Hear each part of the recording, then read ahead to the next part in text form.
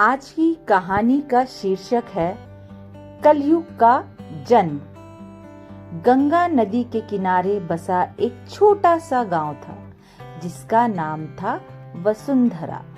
इस गांव की आबादी कम थी, लेकिन यहाँ के लोग सच्चे और मेहनती थे।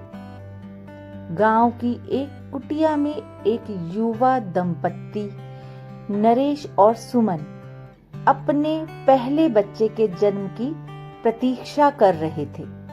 यह उनका पहला बच्चा था और वे दोनों ही चिंतित और उत्साहित थे। सुमन ने अपने गर्भावस्था के 9 महीनों में बहुत कठिनाइयां झेली थी, लेकिन उसने कभी हिम्मत नहीं हारी।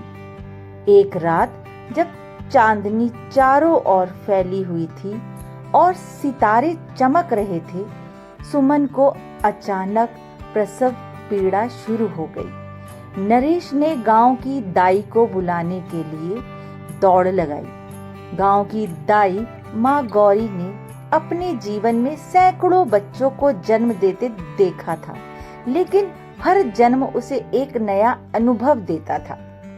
गौरी जल्दी से आई और सुमन की देखभाल करने लगी। सुमन की पीड़ा और गहरी हो रही थी, लेकिन उसने अपने भीतर की शक्ति को महसूस किया।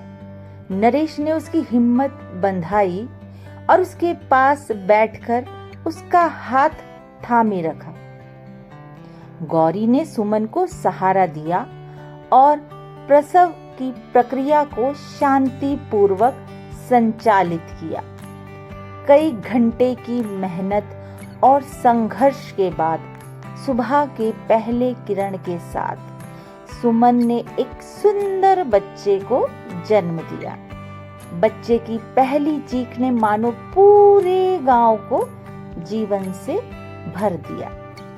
सुमन ने अपने बच्चे को गोद में लिया और उसकी मासूम आंखों में देखा। उसे लगा जैसे उसकी सारी कठिनाइयां और दर्द एक पल में खत्म हो गए। लेकिन नरेश ने अपने बच्चे को देखा और उसकी आंखों में खुशी के आंसू भर आए।